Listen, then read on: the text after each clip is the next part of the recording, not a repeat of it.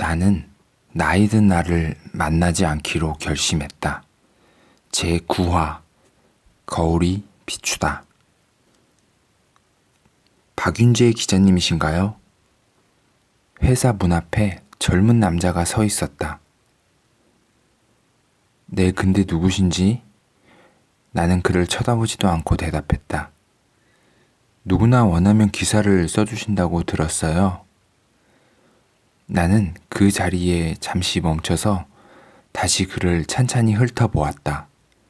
앳된 얼굴, 하지만 몹시 수척한, 그리고 무언가에 쫓겨온 것만 같은 조급함이 보였다. 누구나? 그건 아니고 제가 원하는 누군가의 이야기를 쓰긴 하죠. 나는 그를 뒤로 한 채 빌딩 밖으로 나와 계속 길을 걸었다. 제 이야기 좀 써주세요. 부탁드립니다. 그가 계속 내 뒤를 따라오며 말했다. 이유가 뭔데요? 내가 귀찮다는 표정을 지으며 물었다. 그녀요. 네, 물론 그러시겠죠. 얼마나 많은 젊은 사람들이 당신처럼 나를 찾아왔는지 알아요?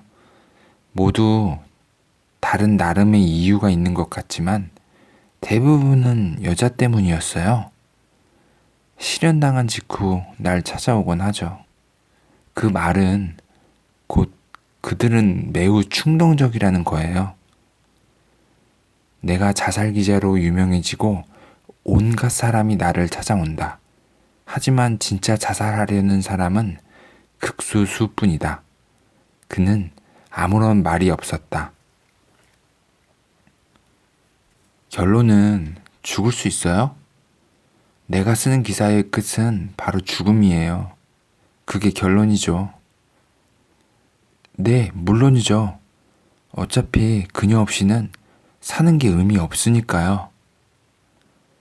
나는 그의 얼굴을 쳐다보지도 않고 계속 걸었다. 그리고 그녀가 나의 진심을 꼭 알아줬으면 하니까요.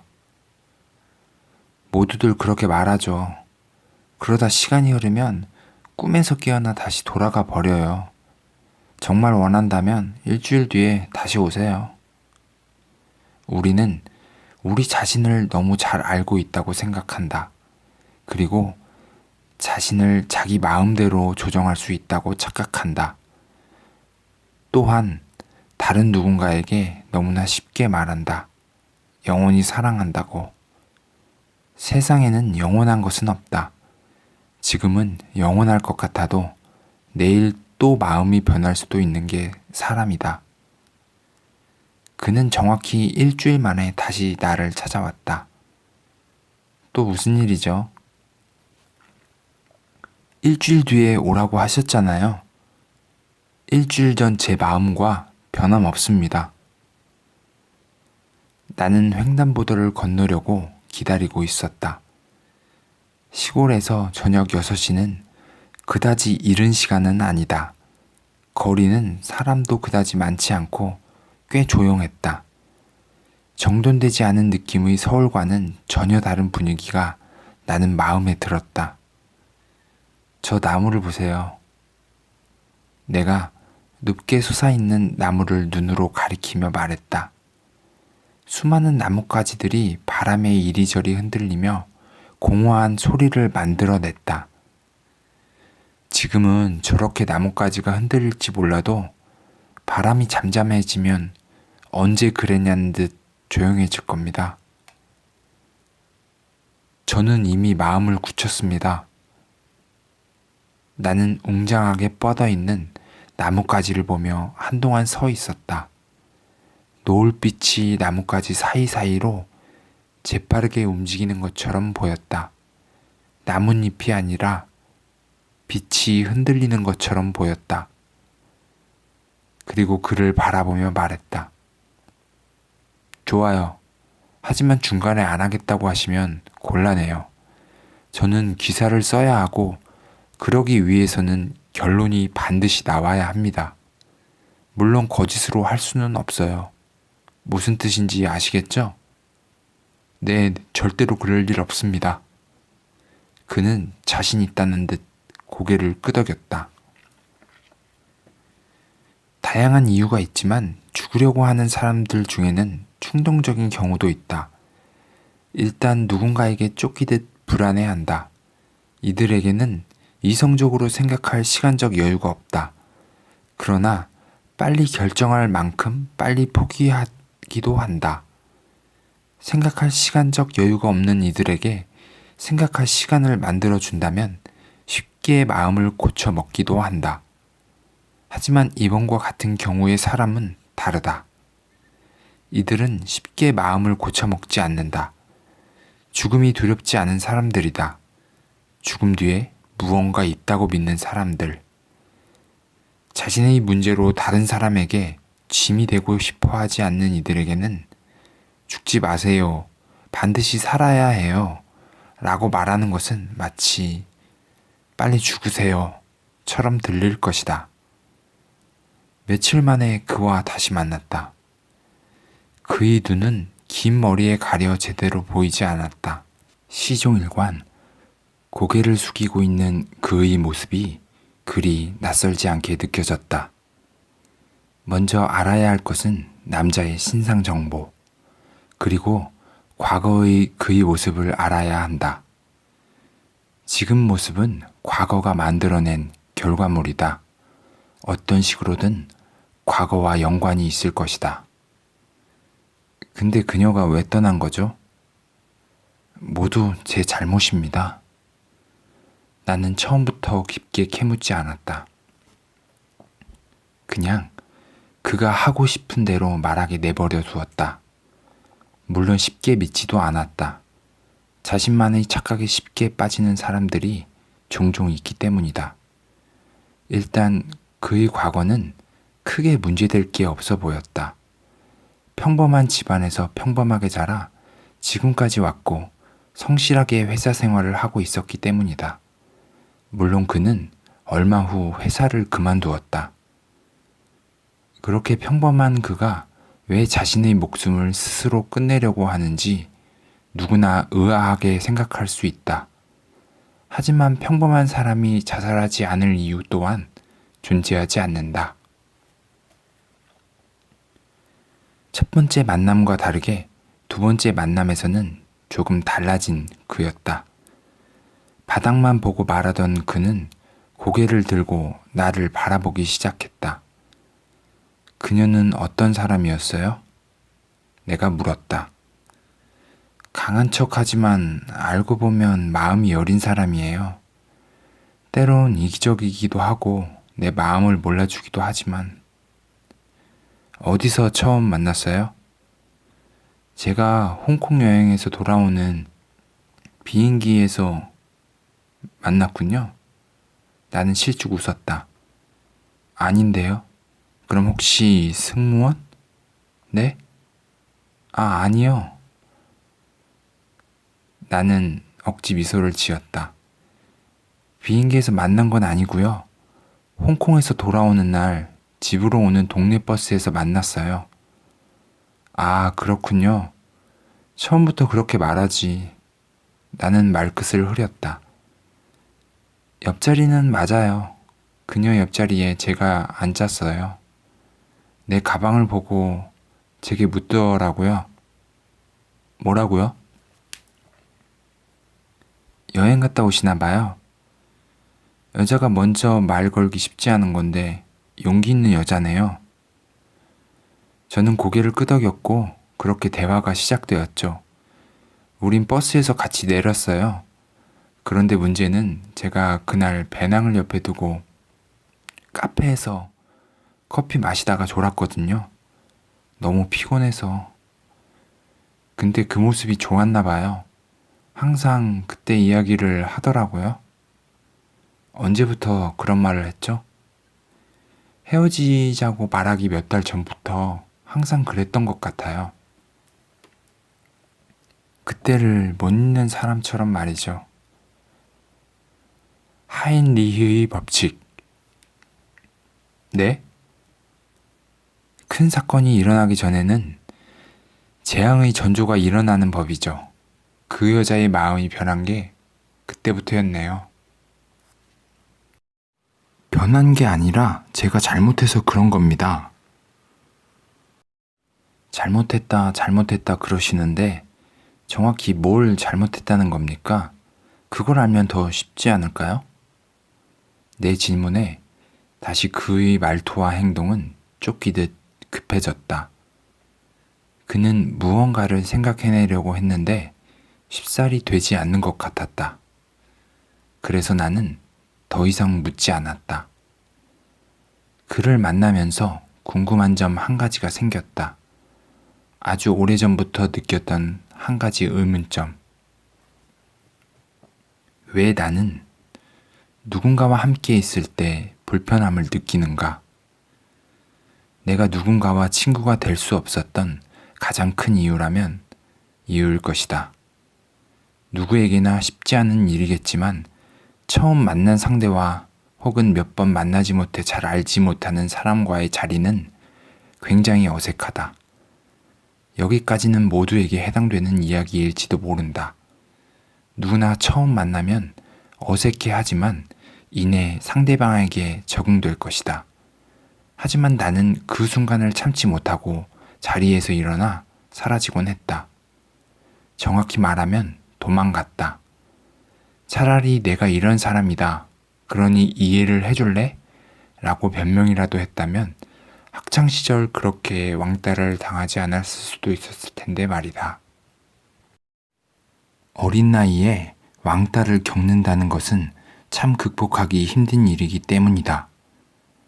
그러면 어색함이 사라진 사람들 사이에서는 나는 어떤 모습일까?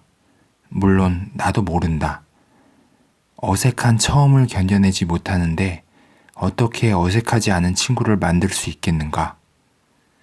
기자가 되고 이 모든 것이 일의 한 부분이라고 생각하니 그나마 참을 수 있었다. 사실 놀라운 일들이 최근 들어 일어나고 있다.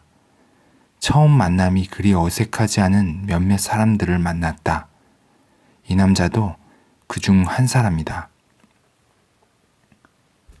그를 몇 번 만나본 결과 그는 그나마 그녀 생각을 잠시 놓았을 때만 정상적인 삶이 가능해 보였다. 그의 가장 큰 착각은 그녀가 아직 그와의 추억을 그리워할 거라고 생각한다는 것이다. 그녀는 항상 나 때문에 눈물을 흘리곤 했어요.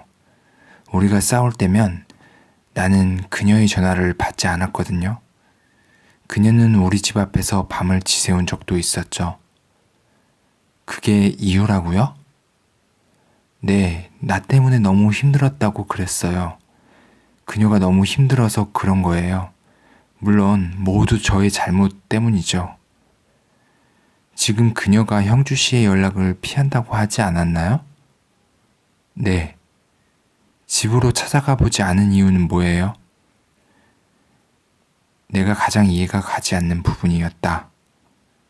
겁이 나서요. 뭐가요? 갑자기 변해버린 그녀가 겁이 나서요. 내게 그녀는 저만 아는 어떠한 모습으로 나의 가슴속에 입력되어 있거든요. 근데 갑자기 다른 모습의 그녀가 나타나서 헤어지자고 차갑게 말하더군요. 그래서 그때 이후로는 찾아가지 못했어요. 물론 계속 연락을 해보고 있지만 안 되고 있네요. 모두 제 잘못이겠죠. 그녀를 그토록 힘들게 했으니. 그러면 그녀가 돌아올 때까지 기다려서 다시 행복해져야 하는 거 아닌가요? 왜 극단적인 선택을 하는 거죠? 나는 이해가 가지 않아 물었다. 글쎄요. 거기에 대해선 깊이 생각해보지 않았어요. 단지 그녀가 내 진심을 알아줬으면 좋겠다는 마음뿐이죠. 여전히 나는 이해가 가지 않았다. 시간이 지나면서 우린 꽤나 자주 만났다. 만남이 잦아질수록 나는 그녀에 대한 부분은 잘 묻지 않았다. 더 이상 얻을 이야기도 없었고 괜스레 그의 마음만 아프게 할 것 같아서였다. 하지만 이대로는 이야기가 될 것 같지 않았다. 대충 남자의 지고지순한 사랑쯤으로 포장하면 되겠지만 그러고 싶지는 않았다. 그가 그녀에게 보여주고 싶은 마지막 마음인데 그렇게 쓰면 안 되는 거니까. 그녀를 내가 만나봐도 될까요? 그와 여러 번 만남이 있은 후 어느 날 내가 물었다. 필요하다면 저는 상관없습니다. 다음날 나는 그녀를 찾아갔다. 하지만 그곳엔 그녀가 없었고 대전에 있는 회사 지사로 갔다는 소식을 들을 수 있었다. 나는 곧바로 대전행 버스에 몸을 실었다. 대전에 있는 한 회사 앞에 도착해 그녀를 찾았다. 얼마 후 그녀로 보이는 사람이 나를 향해 걸어오고 있었다.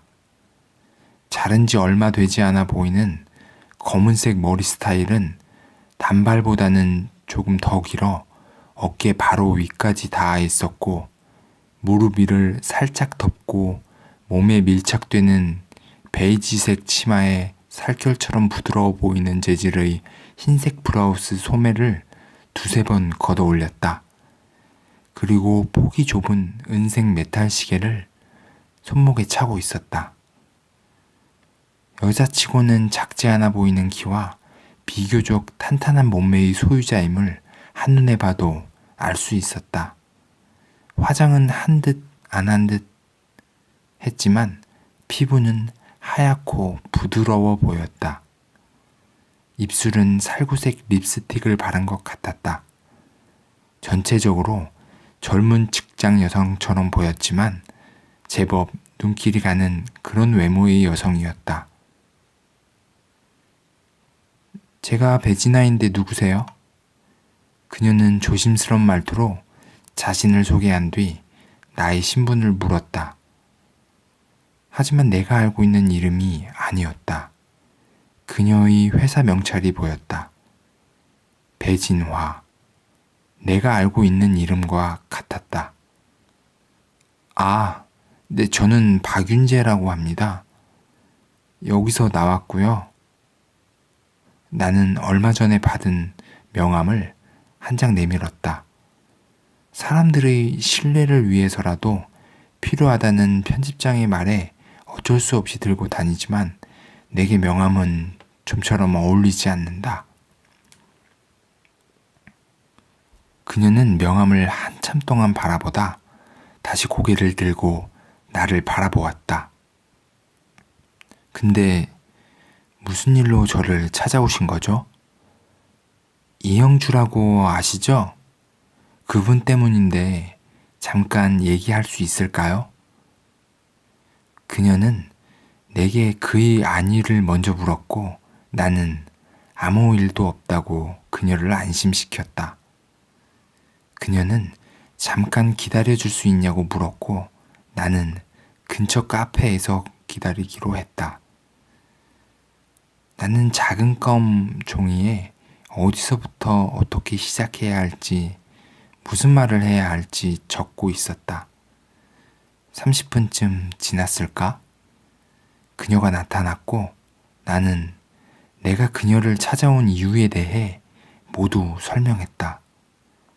그녀의 표정은 좋지 않았고 굉장히 당황해했다. 대체 이게 무슨 일인지 모르겠어요. 그녀는 자살이라는 말에 충격을 받은 것처럼 보였다. 저는 그 사람이 왜 그러는지 모르겠어요. 걱정되어 만나자고 해도 도무지 말을 듣지 않았어요. 남자의 이야기와는 달랐다. 사랑하다가 헤어지는 건 어쩌면 자연스러운 거잖아요. 물론 그 사람은 아니었지만 나는 더 이상 그 사람을 사랑하지 않았어요. 그래서 헤어지자고 했죠. 그가 받아들이지 않은 거군요. 내가 물었다. 아니에요. 받아들였어요. 물론 처음에는 전화하고 문자하며 무조건 자신이 미안하니 한 번만 용서해달라고 했죠. 그래서요? 내가 어떻게 해줄 수 있는 문제가 아니잖아요. 사랑하지 않는데 그 사람은 사랑을 원하고 그녀는 잠시 말을 멈췄다. 그래서 결국 차갑게 대했는데 더 이상 찾아오지 않더라고요. 하지만 마음이 편치 않았어요. 그런 식으로 헤어지고 싶지 않았거든요. 나는 고개를 끄덕였다. 그 사람을 사랑했었으니까요. 물론 지금은 아니더라도. 그래서 다시 연락을 했죠. 만나자고. 그랬더니 뭐래요? 내 말을 가만히 듣고 있더니 싫다고 하더라고요. 왜요? 내가 물었다. 그야 저도 모르죠. 왜 그랬는지. 내가 미안하다고 했어요. 그랬더니 그가 이렇게 말하더라고요. 뭐라고요? 나 용서해 주는 거야? 그래서 뭐라고 했어요? 미안하다고 말했어요. 하지만 그럴 수 없다고. 그 말이 무슨 뜻인지 알기 때문에 그 사람을 위해서라도 솔직히 말할 수밖에 없었어요. 그래서요? 나는 명쾌한 답을 얻고자 계속해서 눈을 반짝이며 물었다. 그게 전부예요. 그 후에는 연락이 되지 않았어요. 걱정돼서 그러면 안 되는 걸 알지만 몇 번이고 연락을 했어요. 받지 않더라고요. 얼마 후 저는 대전으로 내려왔고 결국 이렇게 된 거죠. 나는 고개를 끄덕였다. 저는 그 사람이 왜 그런 마음을 먹었는지 모르겠어요. 왜 나 때문에 자신의 귀한 목숨을 버리려고 하는지. 그녀의 눈이 빨개지더니 이내 눈물방울이 맺혔다. 그녀는 애써 눈물을 참으려고 했다. 사실 그녀는 생각했던 것보다 착한 마음씨를 가진 사람으로 보였다. 요즘 같은 시대에 누가 지나간 옛 여인을 걱정하겠는가. 인연의 소중함, 사랑에 대한 존중, 추억의 간직함 따위는 이미 사라진 지 오래다. 사랑은 돈 주고도 살 수 있으며 과거의 향수에 젖는 그리움은 이제 옛 이야기일 뿐이다. 근데 그 기사를 쓰실 거예요? 네. 그녀의 질문에 나는 1초의 망설임도 없이 곧바로 대답했다. 그럼 그 사람이 죽는 걸 알면서도 지켜보기만 한다는 거예요? 그녀의 표정은 잠옷 심각했다. 저는 그저 기사를 쓰는 사람일 뿐입니다. 그분이 원하지 않으신다면 쓰지 않아요. 나는 원론적인 답변만을 말할 수밖에 없었다. 그녀의 걱정스러운 눈빛을 뒤로 한 채 나는 서울로 돌아왔다. 그리고 다시 그와 만났다. 왜 나에게 거짓말을 했죠? 나의 말에 그가 당황했다. 무슨 말인지 모르겠는데요. 그녀를 몇 번이고 찾아갔다고 그래도 그녀가 받아주지 않았다고 했잖아요. 네, 그런데요. 그녀는 당신이 만나주지 않았다고 하더군요. 그는 아무 말 없이 허공을 바라보고 있었다. 그녀는 당신을 걱정하고 있어요. 지금 당신을 말이죠. 그렇다고 지금 멈출 수는 없어요. 전 이미 마음을 먹었어요. 그의 결심은 생각보다 더 굳건했다. 나는 생각했다. 내가 더 이상 기사를 쓰지 않겠다고 하면 이 사람은 스스로 목숨을 끊게 될까? 아니면 다시 일상으로 돌아가게 될까? 그런데 내가 왜 이런 고민에 빠진 거지? 자꾸 그녀의 슬픈 눈빛이 눈에 아른거렸다. 이 남자가 사라져 버린다고 그녀의 추억이 사라지진 않을 것이다. 하지만 남자가 사라져 버리면 그녀의 추억은 악몽이 되어버릴 것이다. 그녀는 더 이상 그와의 기억을 아름답게 간직할 수 없을 것이다. 나는 쉽게 잠을 이루지 못했다. 몇 번이고 잠에서 깨어나 침대맡에 앉아 고민했다. 내 마음의 진실이 무엇인지. 잠시나마 순수하게 그녀의 추억을 지켜주고 싶은 마음이 생겼던 걸까? 아니면 한순간에 무너져버린 나의 추억이 그녀의 눈물에 비춰진 것이었을까? 결국 나는 그의 기사를 쓰지 않기로 결심했다. 여느 때와 같은 아침, 버스 정류장에서 누군가 DMB 방송을 보고 있었는데 아침 방송에 그 사람이 나왔다. 그녀와 나를 이렇게 만든 장본인. 전 청와대 홍보수석의 소식이었다. 그는 아직도 아프리카 지원 사업을 하고 있었고 또 다른 일까지 손대고 있었다. 모두 굶주림이 벼랑 끝에 있는 아이들을 위한 사업. 그는 더 이상 정치에 미련이 없다고 말했고 방송도 원치 않지만 누군가를 돕기 위해서는 자신을 희생할 수 있다고 했다. 그녀는 어디 있는데? 나는 그 사람의 진심은 관심 없었다. 봉사활동을 하든지 정치활동을 하든지 나와는 아무런 상관이 없다. 하지만 그녀는 지금 그와 함께 있는 걸까? 그동안 그녀의 소식을 듣고 싶지 않아 홍보수석의 소식도 귀 기울이지 않았다. 둘이 함께하고 있을지도 모른다는 생각에 전전긍긍했던 시간들. 내가 그런다고 변하는 것은 없다는 걸 알면서도 나는 그럴 수밖에 없었다. 그래야만 내가 견딜 수 있었기 때문이다.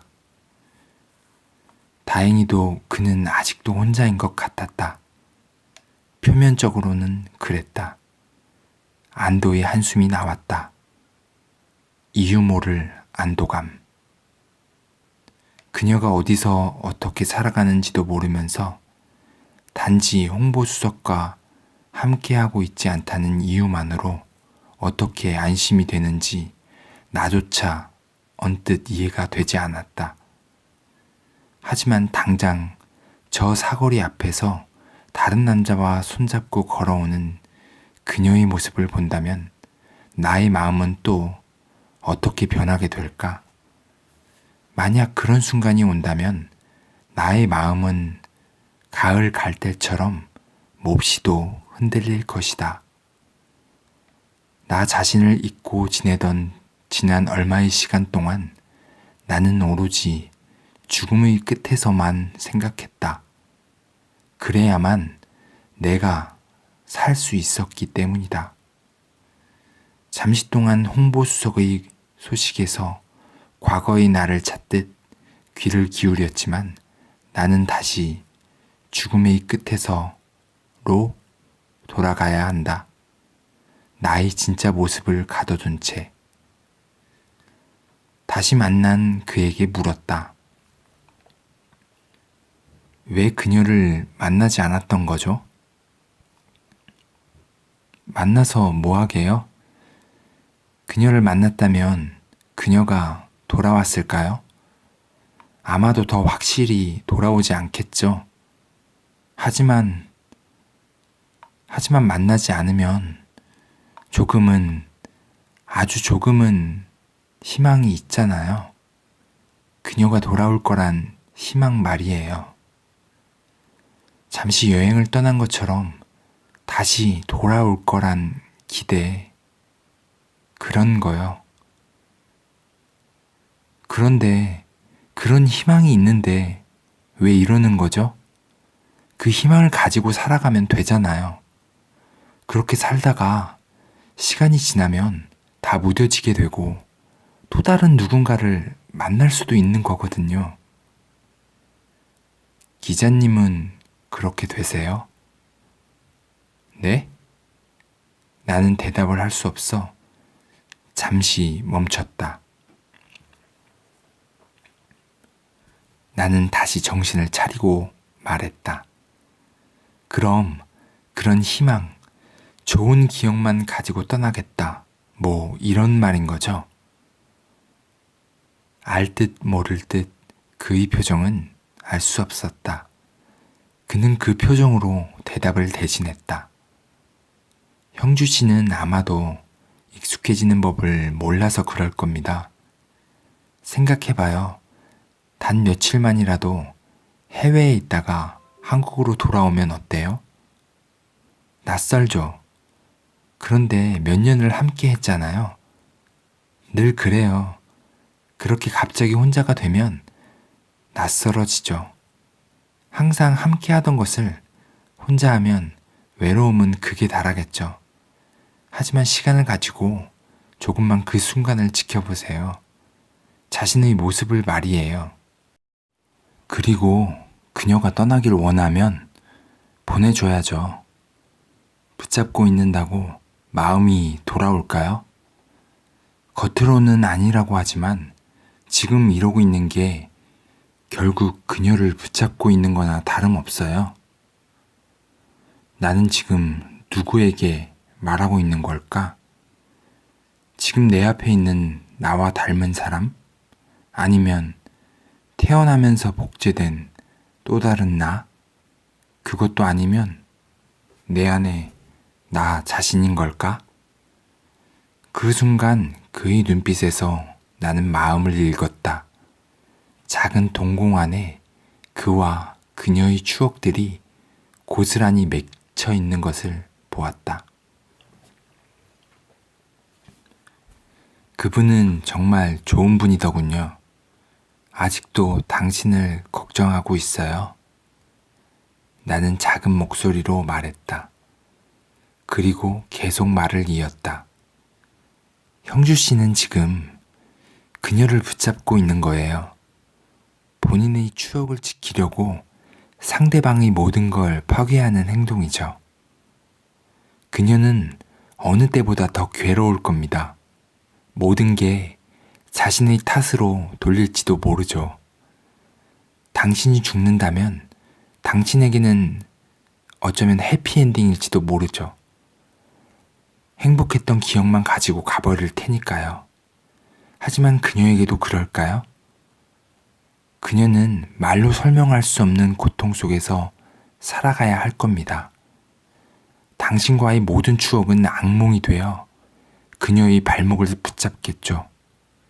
그렇게 살아가다 사고로 혹은 병으로 죽게 될 겁니다. 또 모르겠죠. 당신과 같은 길을 선택할지. 나는 잠시 숨을 고른 뒤 다시 말을 이어나갔다. 그녀를 사랑한다면, 아니, 사랑했다면 더더욱 이러면 안 되는 겁니다. 그녀의 추억을 지켜주세요. 그리고 이제 그만 돌아가세요. 아버지 어머니의 듬직한 아들로, 그리고 누군가에게 소중한 친구로 돌아가세요. 당신의 사랑의 끝은 여기서 끝난 게 아닐 겁니다. 나는 속으로 이렇게 덧붙였다. 당신은 돌아갈 곳도 있잖아. 언제부턴가 우리는 소리내어 울거나 눈물을 보이면 온갖 경멸의 시선을 받는다. 특히나 여자 문제로 그랬다가는 천하의 찌질한 남자로 각인되기 십상이다. 그래서였을까? 그는 고개를 숙인 채 울고 있었다. 그의 어깨가 그의 눈물을 대신했다. 나는 자리에서 일어섰다. 이렇게 만나지 않았다면 다시는 저 같은 사람 찾아오지 말아요. 그리고 당신 잘못이 아니에요. 누군가 불행한 건 당신 탓이 아니에요. 그에게서 죽는다는 것은 우리가 일반적으로 생각하는 그 무시무시한 죽음이 아니라 그녀와의 소중한 기억이 머무는 그 안에서 영원히 살고 싶어 하는 순수한 마음이었을지도 모른다. 또 다른 기억이 쌓이다 보면 자연스레 그녀와의 기억은 뒤편 어딘가에 가 있게 될 테고 그의 기억에서 그녀와의 추억은 천천히 작아지게 될지도 모르기에 그는 겁이 났던 것일지도 모른다. 그는 그 모든 것을 알고 있었기에 겁이 났을 것이다. 추억에서 영원히 살고 싶었던 그에게 주어질 또 다른 시간은 어떨까? 새로운 순간들이 아름다운 그의 추억을 파괴할 수도 있지 않을까? 과연 나는 옳은 결정을 한 걸까? 아니면 그저 남들이 생각하기에 납득이 가는 일반적인 결정을 한 걸까? 어차피 난 알고 있다. 그 어디에서도 명확한 답을 찾을 수 없다는 것을. 그는 살아가면서 행복할 수도 있고 불행할 수도 있다. 그리고 죽음을 택할 수도 있다. 한 사람의 목숨을 살린 뿌듯함? 아니, 그저 그는 죽음의 끝에서와 맞지 않는 사람이었다. 내가 누군가를 살렸다고? 어림없는 말이다. 지금 이 사회는 나를 사회 악으로 몰아가고 있다. 죽음을 낚는 기자, 지옥에서 온 기자, 악마 기자 등 온갖 별명이 나를 향해 있다.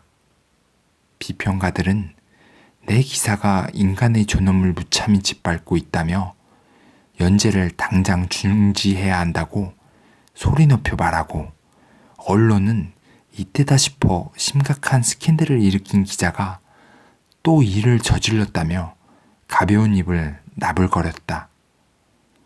나는 지금 인간의 존엄을 무시하는 악마 같은 기자로 유명하다. 내가 무엇을 그리도 잘못한 거지? 나는 죽으려는 사람들을 취재하고 그것을 글로 썼다. 많은 사람들이 보았고 지지를 보내주기도 했다. 하지만 대부분의 사람들은 굉장히 불편한 시선을 감추지 못했다. 마치 내가 그들을 죽인 것처럼 생각하는 듯 했다. 아니, 그렇게 믿었다. 나는 그저 그들을 가만히 지켜본 것일 뿐 빨리 죽으라고 재촉한 적도 없고 죽지 말라고 부탁한 적도 없다. 사회는 기사 내용, 의미는 생각지도 않은 채 자살을 취재했다는 이유만으로 사회에 안 좋은 영향을 미칠 거라고 판단했다. 나는 그들에게 죽음의 끝에서의 이해를 요구하지 않았다. 굳이 설명하려 들지도 않았다. 글의 옳고 그름은 읽는 독자들의 몫이지 내가 어떻게 만들 수 있는 부분이 아니기 때문이다. 기자님이 쓰시는 글로 인해 사회 전반에 혼란이 오고 있고 매우 나쁜 영향을 미치고 있다는 사실을 알고 계신가요? 나는 나를 취재해온 기자의 질문에 이렇게 말했다. 지금보다 더 나빠진다고요? 그들은 기다렸다는 듯 하루에 수십 명이 자살하는 현상을 내 기사와 연관지었다. 얼마 전 명문외고에 다니는 A군이 성적 비관을 이유로 한강에서 투신 자살을 했는데요. 자, 2017년을 기준으로 평균 42.6명 하루에 자살로 사망합니다. OECD 국가 중 1위라는 사실은 더 이상 비밀도 아니죠. 또 한 가지 주목할 점은 10대부터 30대까지 젊은 층의 자살률이 갈수록 늘고 있다는 점입니다. 이런 상황에서 한 기자의 자살 취재가 화제가 되고 있는데요. 여러 전문가들이 오늘 토론회의에 나와 주셨습니다. 여러 방송 매체에서 나의 기사를 가지고 이제는 토론까지 하며 심각성을 부여하고 있었다. 네네네, 그렇습니다. 베르테르 효과라고 들어보셨나요? 전문가라고 나온 사람의 질문에 사회자는 당황했는지 이렇게 말했다. 지금 저한테 물어보시는 건가요? 네네. 이 자리는 질의응답 형식이 아닙니다. 질문보다는 자신의 의견을 말씀해 주시기를 바랍니다. 사회자의 말에 전문가는 안경을 고쳤으며 계속 말을 이어나갔다. 네네. 그 유명인이나 자신이 모델로 삼고 있던 사람 등이 자살할 경우 그 사람과 자신을 동일시해서 자살을 시도하는 현상이라고 하는데요. 영어로는 카피캣 수어사이드라고 합니다. 네네. 독일의 작가 괴테가 1774년 출간한 서한체 소설 젊은 베르테의 슬픔에서 유래하였습니다. 모두 알고 계시죠? 사회자가 헛기침을 해댔다. 죄송합니다. 그 책의 내용을 요약하자면 남자 주인공이 나는 TV를 껐다. 지겨운 내용. 모두 거기서 거기. 매일 같은 이야기만 반복한다. 한국이 이렇게 자살이 많은데 자살자들을 취재해서 좋을 게 뭐가 있느냐? 모방 자살만 늘어날 뿐이라는 게 거의 모든 내용이었다. 이제는 비난에 익숙해졌다. 나도 내가 그런 사람 같다고 느끼고 있으니 변명의 여지조차 없다. 때론 그들의 화려한 말발에 왠지 내가 엄청난 실수를 저지른 것 같은 생각이 들기도 한다. 솔직히 나는 개의치 않는다. 그다지 심각하게 받아들이지도 않는다. 하지만 그녀의 소식이 들려온 순간 내 몸의 모든 피는 가던 길을 멈추고 심장으로 마구 돌진했다. 쿵쾅 쿵쾅. 가슴이 뛰었다. 무뎌질 때도 되었는데 그들은 내가 삼각 스캔들의 주인공이라는 사실을 항상 빼놓지 않고 말했는데 그녀에 대한 이야기는 그동안 하지 않았다. 하지만 누군가 그녀에 대한 이야기를 기사로 다뤘다. 제목: 삼각 스캔들의 주인공들은 지금 어떻게 살고 있을까? 최근 죽음의 끝에서 라는 기사를 연재해 대중의 비난을 한몸에 받고 있는 기자가 있다. 박모 기자는 3년 전 대한민국을 떠들썩하게 만들었던 삼각 스캔들의 주인공이라는 사실이 최근에야 밝혀졌다. 삼각 스캔들의 주인공들은 지금 어디서 어떻게 지내고 있을까? 첫 번째, 김건우 전 홍보수석은 아프리카와 한국을 오가며 봉사활동 사업을 활발히 펼치고 있다. 아직 결혼 전이지만 측근에 의하면 미래를 약속한 여성이 있다고 한다. 현명하고 그의 일을 묵묵히 응원해주는 미모의 재원이라는 소식이다. 두 번째 주인공은 박모 기자. 박모 기자는 현재 자살자들을 취재해 시골 잡지사에 연재하는 활동을 하고 있는데 이제는 삼각 스캔들의 주인공이 아닌 비난의 주인공이 되어버렸다. 그리고 마지막 한 사람, 이모 여인은 그 당시 뛰어난 미모를 소유한 재원으로 청와대 기자들 사이에서 꽤나 유명했다고 한다. 당시 기자들은 삼각 스캔들보다 자신들의 평범한 동료가 그녀와 사실혼 관계에 있었다는 사실에 더 놀랐다는 말이 있을 정도였다. 현재 그녀의 정확한 소식은 알려져 있지 않다. 다만 2년 전 청와대에서 나온 후 차치를 감췄다는 소문만 있을 뿐이다. 전 홍보수석을 따라 외국으로 갔다는 소문이 있었지만 사실이 아닌 것으로 밝혀졌다. 당시 대중의 시선이 부담스러워 평범하게 살고 싶다는 그녀의 말을 유추해보면 지금쯤 어딘가에서 평범하게 살아가고 있지 않을까 짐작해본다.